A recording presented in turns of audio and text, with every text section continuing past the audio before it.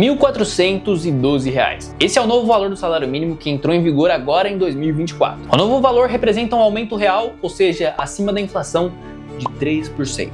E já será pago a partir de fevereiro. O salário mínimo representa muito mais do que apenas uma remuneração base pelo trabalho prestado a uma determinada empresa. A remuneração mínima mensal visa oferecer ao trabalhador os recursos mínimos para sua subsistência e de sua família, visto que o objetivo é custear necessidades como alimentação, habitação, vestuário, higiene e transporte. Infelizmente, mesmo com um aumento real de quase 7% para esse ano, o valor de R$ 1.412 mensais, na maioria das regiões do Brasil, mal supre as necessidades de um único indivíduo, quem dirá de uma família. Levando em consideração a determinação constitucional que estabelece que o salário mínimo deve ser suficiente para suprir as despesas de um trabalhador e sua família, o valor de um salário mínimo necessário para a manutenção de 4 pessoas deveria ser de R$ 6.500 segundo o Diese, quase 5 vezes o valor do salário mínimo atual. E por mais defasado que ele seja, assim como eu disse, o salário mínimo representa muito mais do que apenas uma remuneração base pelo trabalho prestado. E nesse vídeo vamos entender um pouco melhor sobre o seu impacto na economia,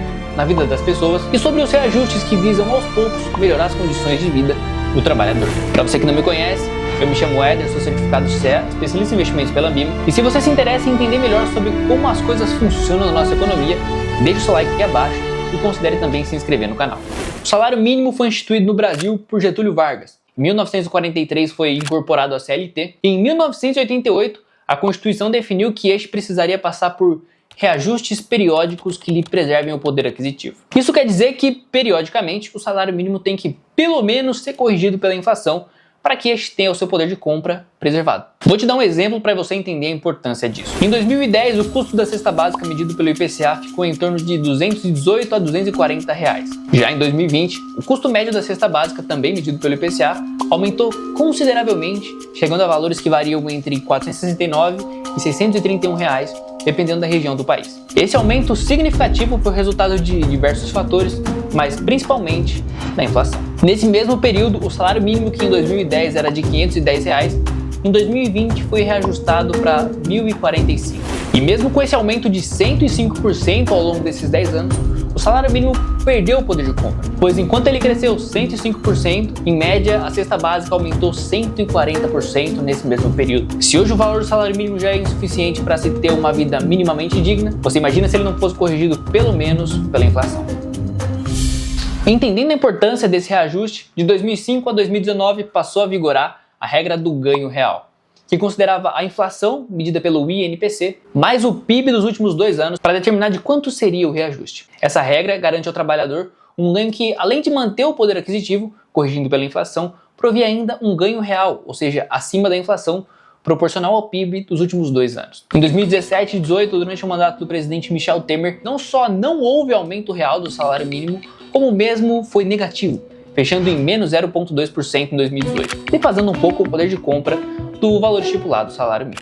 No mandato do presidente Jair Bolsonaro, ele optou por não renovar a regra de ganho real do mínimo, que considerava a inflação mais PIB, e a partir de 2020, o salário mínimo foi corrigido apenas pela inflação, só mantendo o poder de compra, e essa política foi praticada nos 3 anos seguintes do seu mandato. Como eu mostrei nos exemplos anteriores, corrigi-lo pela inflação garante minimamente que, mesmo com o aumento dos preços, o valor continue sendo suficiente para garantir o básico. Mas quando falamos sobre ganho real, mesmo que pequeno, esse sim passa a ter um efeito que melhora a qualidade de vida da população, principalmente a classe mais pobre. No ano passado, em 2023, o salário mínimo voltou a ser corrigido com ganho real de 2,8% acima da inflação. E agora, para 2024, o valor representa um aumento real de 6,9% também acima da inflação.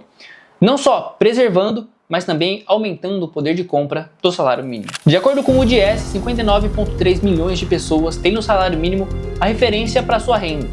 E o reajuste, portanto, pode resultar em um aumento da renda anual de 69,9 bilhões, com B. Mais dinheiro na mão do povo, mais consumo e, com isso, mais crescimento da atividade econômica. Resumindo, a indústria como um todo se beneficia. Para o governo federal, essa medida foi fundamental para que houvesse aumento real de 77% do valor acima da inflação entre 2003 e 2015. Contribuiu para a redução das desigualdades sociais e foi um dos instrumentos responsáveis por tirar o Brasil do mapa da fome. Por outro lado, a FGV estima que desde o início do Plano Real até agora, o salário mínimo registra um ganho real de cerca de 150% e cresceu acima da produtividade do trabalho, o que representaria um aumento forçado e insustentável no longo prazo por parte da indústria. A verdade é que, independente da sua opinião sobre o tema, o salário mínimo, mais do que um pagamento base mensal pago aos trabalhadores, é uma importante ferramenta para o desenvolvimento econômico e para a manutenção da vida das famílias. E ele também não é uma ferramenta exclusiva do Brasil. A implementação de um salário mínimo é uma prática adotada por muitos países ao redor do mundo, como uma forma de estabelecer um piso salarial legal para os trabalhadores. A Organização Internacional do Trabalho relata que mais de 90% dos países membros possuem algum tipo de legislação ou mecanismo que estabelece um salário mínimo. Mas e aí, você já sabia que o salário mínimo tinha tanta importância assim na vida das pessoas e na economia? Você concorda com essa política de reajuste acima da inflação? Bom, se você gostou do vídeo, considere se inscrever aqui no canal e deixe a sua curtida também aqui abaixo. Eu me chamo Éder, um grande abraço e até a próxima.